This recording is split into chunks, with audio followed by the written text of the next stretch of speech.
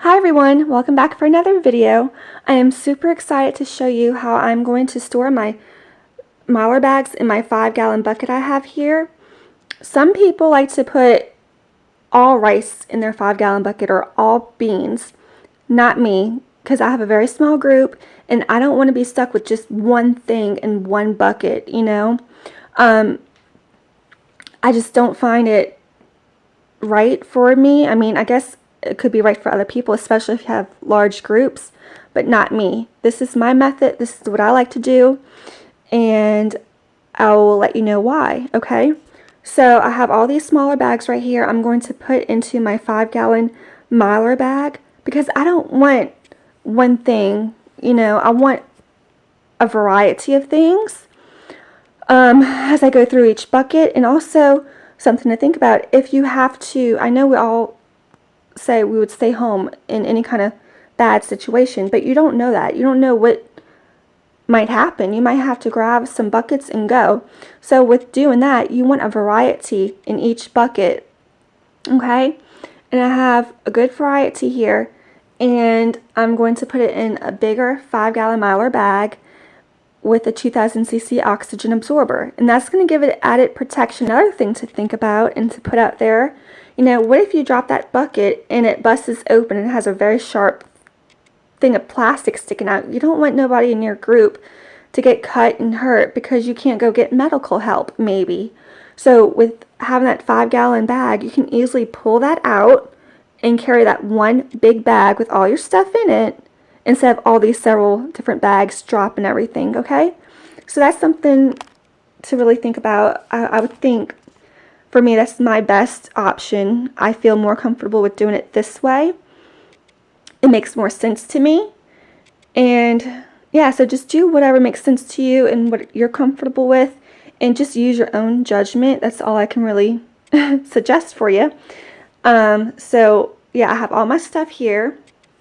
Another thing is, I printed out the directions to my bread flour. I did make bread a few times before, but not enough where I know the recipe, like in the back of my head. I still need the recipe to it. So I printed it out. You know, I just cut out the stuff on the bag, and I laid it down on my printer, and I printed a few of these, and then I laminated it with my laminator, which I'll show you right here. This I got backwards. This is the Scotch thermal laminator. I found this. I've been having this for like a year, you guys. I finally used it, and I love it. I love it, love it, love it. It was about $20 at Walmart, and then you need to buy the package of the thermal sheets, the little pouches, because it only comes with 2. So I bought a pack of 50, and yeah, I really love that. I can't get over that enough, because this is perfect for when you need to put this in your bucket and it can't get wet or damaged or torn. So this is really good. Even if, say if you do know all your recipes, what if somebody else has to cook because you're hurt or you're just not there for whatever reason?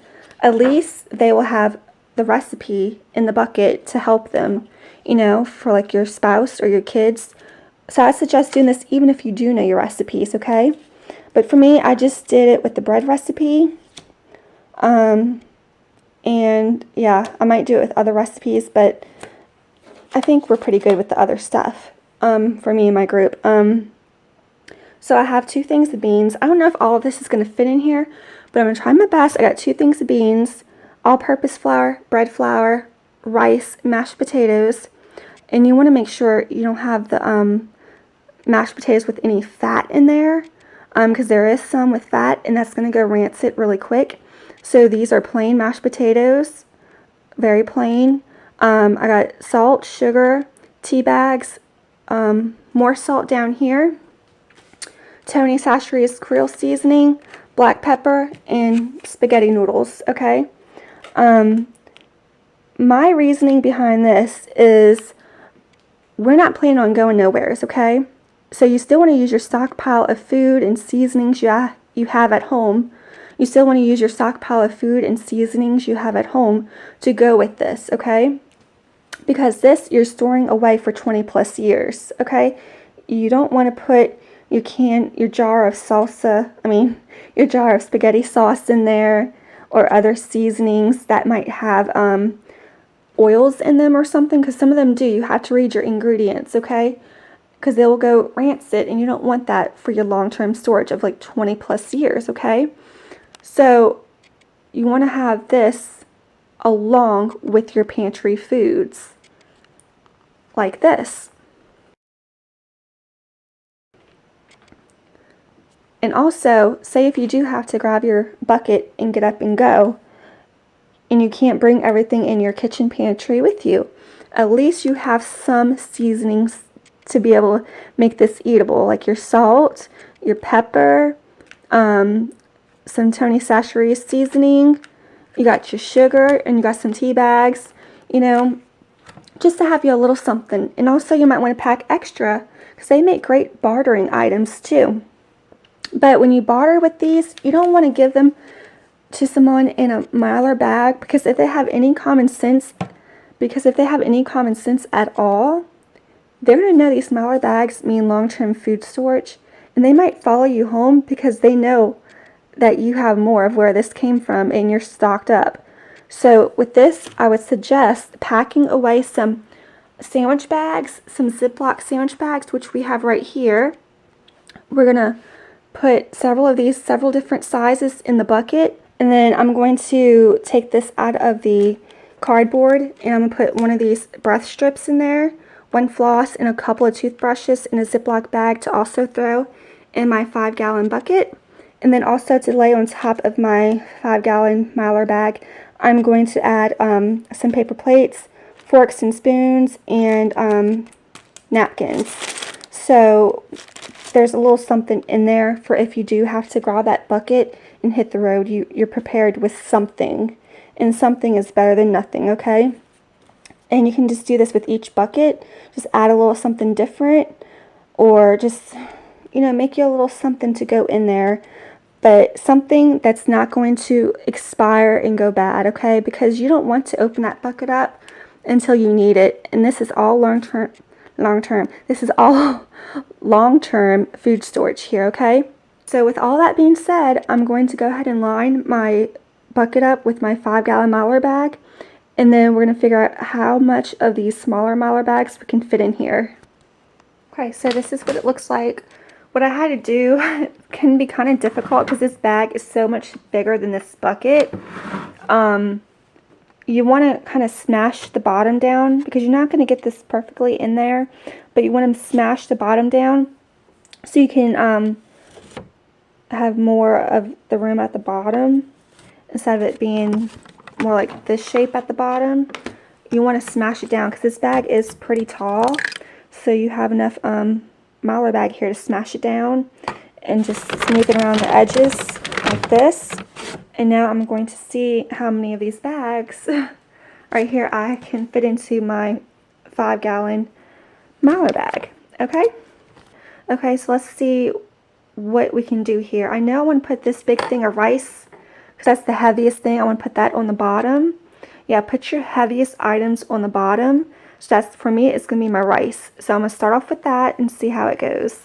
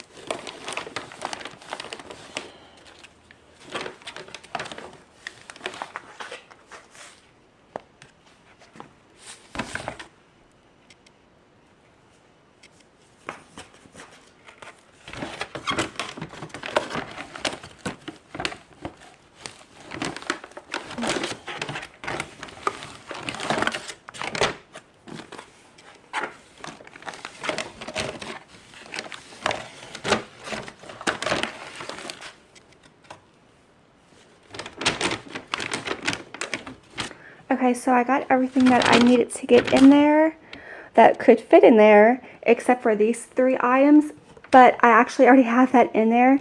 It's just in a different size or a different form. So like this spaghetti right here, these are like this long spaghetti noodles cut in half. So instead of that, I had fit my, I was able to fit the elbow macaronis in my bag. And instead of that big thing of salt, I was able to put 2 smaller size salts in there. And instead of this big thing of tea bags, I was able to put a small pack of tea bags in here. So I'm not missing out. It's just I have that. It's in a different size or a different form. But yeah, maybe I can, let me see if I can fit this salt in here. Maybe I can fit this on here at the top. Let's see where this one. Yeah, I think I'm gonna add that salt in there. I'm gonna take my chance and put this salt in here. Let's see, my bucket's right here. I don't know, it might be a little risky. Let me see if I can fit that in there somehow. Yeah, okay, so I was able to put that bigger bag of salt right here. You just have to keep in mind that these are very sharp edges and corners on here. So you got to be careful. And that's why I'm using an added Mylar bag, okay? So I got that in there as best as I can. And then I'm going to put my beans. Going to put my beans back on top.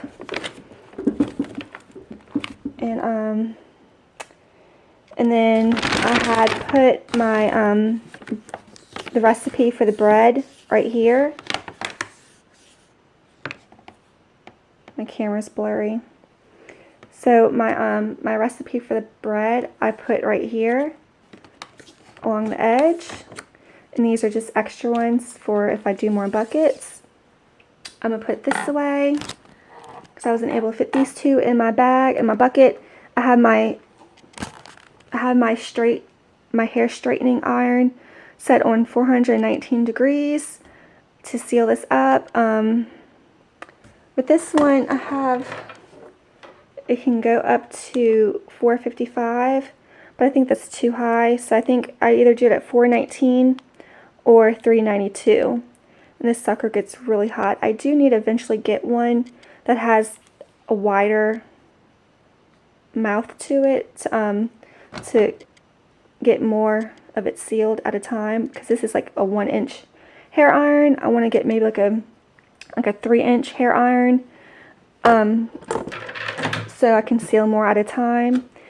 And I am going to go ahead and seal half of this up. Then I'm going to put my oxygen absorber in the little slit, and then I'm going to finish sealing it.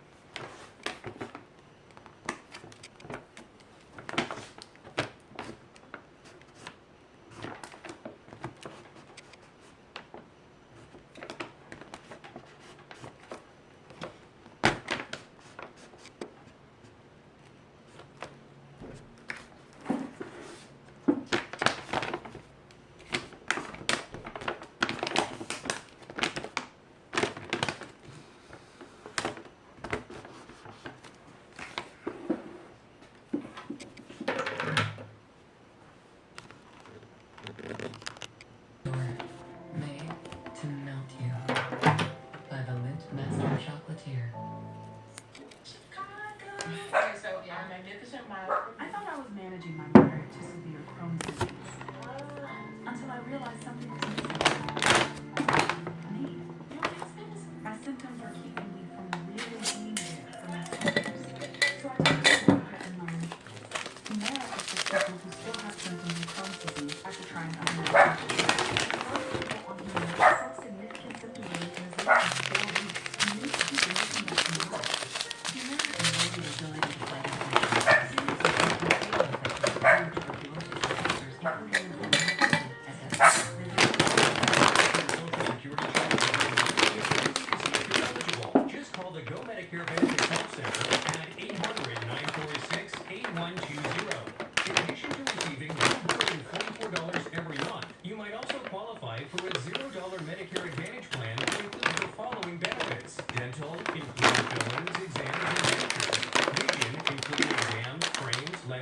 emergency contacts, hearing, including hearing aids and batteries, and prescription drug coverage, all at no additional cost.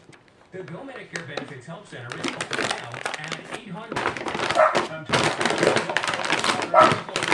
Next year for a fresh coated landfill. We'll get to the bottom of that. The bottom line is a bipartisan proposal, something they're trying to get across. Okay, so now I'm going to let the oxygen absorbers work and suck out as much air as possible so I can push this down further and add my other items on top. Hey everyone, so it's the next day here and I have my Mylar bag smashed down in my bucket. I am going to try to fit as much as I can in here. Like I said, I got my paper plates, napkins, forks and spoons and knives. So I've added a couple other things. I'm going to put a 13-gallon trash bag in here. Just to make sure you have somewhere to put all your trash. I'm going to take some of these coffee filters out, put these in a little Ziploc baggie, and try to stuff these along the sides of here. Coffee filters would be a great way to filter your water. Say if you got to get water out of a stream or a river or something, you have a way to filter it, and then you can boil it safely. You won't have all those little pebbles and dirt in your water. So coffee filters is great to have. Now I'm about to take these out and put these in a little Ziploc bag because I'm not going to put all of these in this one bucket. I'm just going to put one floss, one breath strip, Listerine strips, and a couple of toothbrushes. I'm going to get this ready and then we're going to set it in my bucket. Okay, so what I did was I went ahead and put 3 toothbrushes in a Ziploc bag, squeeze out all the air. I put me a thing of floss and breath strips in one, squeeze out the air. And then I have a roll of Ziploc bags here. I have 2 of these gallon ones, 2 of the sandwich bags, and 2 of the quart bags. Then these are so small, I went ahead and put 6 of these square snack bags in here, rolled it up, and put a rubber band around it. And then I took a few coffee filters and I squeezed out the air and zipped it shut. And now I'm going to see if I can fit all of this into my bucket. So wish me good luck.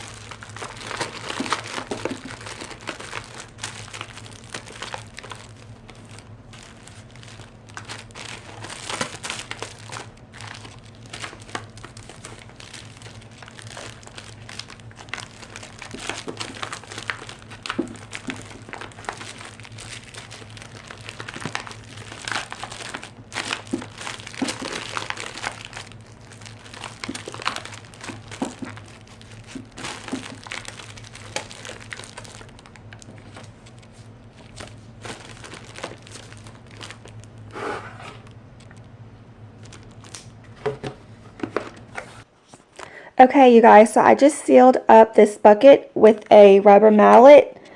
You definitely need one of these to seal up your buckets. I print out everything I have in this bucket. Look at all the stuff that can fit in this bucket. It's a lot. And I use my laminator to laminate it. If you don't have one of these and you like to be nice, neat, and organized, I highly recommend typing up everything you have, printing it out, and laminating it. It makes it so much more nicer and easier to read. If you have a messy handwriting like I do, you don't want other people to struggle trying to read what you have in this bucket, you know? That's the last thing you want to worry about. And if you write too small, if somebody else is in your group and they can't read it or they don't have their glasses, you want to make it as easy as possible for them to try to read. So I'm going to quickly just show you guys what I have in my bucket. And then I am going to go ahead and tape this onto the outside. And I will be back in 1 second. But look how much stuff can fit in this bucket, you guys. It's really cool, huh?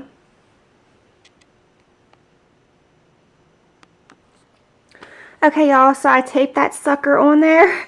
It's taped on really good. So look how easy this is to read when you're searching through your bucket, so you can see what is in each individual bucket. Yeah, I'm so glad I decided to type that up and print it out. It makes it so much nicer and neater, especially if you have a long list of things like that in your bucket. And it's just really awesome how all of that fit in this tiny little bucket. So that's really good. I highly suggest doing this for your long-term food storage. Yeah, so just turn this little thing into a hobby. I enjoy making these buckets. I find them very fun, and I am planning on doing some more. And as I do more, I'm going to show you different things I can put in that is not food. Like this is what I have that is non-food related. And there's so many other options that you can put in here. Like you can add some tea light candles, some matches, a lighter, a life straw. Yeah, so I have a whole list of different things you can put in there. And I might even make a video on that sometime in the future of different items you can add to your long-term food storage bucket that's not food related. So I hope you guys enjoyed this video, because I surely did enjoy making it.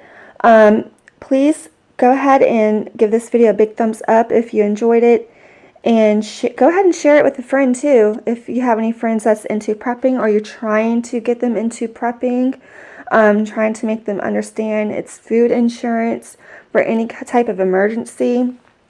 But with long-term food storage like this, we plan on, you know, making it in the bucket, you know, doing what I just did in this video, set it aside, and it's good for 20 plus years, okay? So you don't really constantly have to worry about rotating this out as much as you do with your prepper pantry. You do want to stock up your prepper pantry really good, stock it high as you can, and you're going to rotate through that, and you're going to use that in your everyday pantry usage, you know, but you just want to keep enough on hand to go along with this for when you do need this one day for like any kind of emergency, like natural disasters. It could be financial problems you might have in the future, a job loss. It could be anything. So it's really smart to have food insurance. You have flood insurance, car insurance, all sorts of medical insurance. You have all sorts of these other types of insurances. Why would you not have food insurance? Okay? Ask yourself that question. And if I'm doing all this for nothing, hey, I can eat my mistake. For those of you who don't, and I am right, what would you eat? That's a question to ask yourself too. So, you know, people who do this, if they're wrong, if there's no type of emergency or personal emergency such as job loss in their lifetime or anything like that, they can eat their mistake, okay? So it's better to be safe than sorry. But anyways, I'm rambling on. I kind of tend to talk a lot, but just I want to give you these things to think about, you know. I find it important, and I hope you do too. So please share with a friend, like and subscribe, and join the Mama Bear Nation. I am so glad to have you here, and thanks for watching. Take care.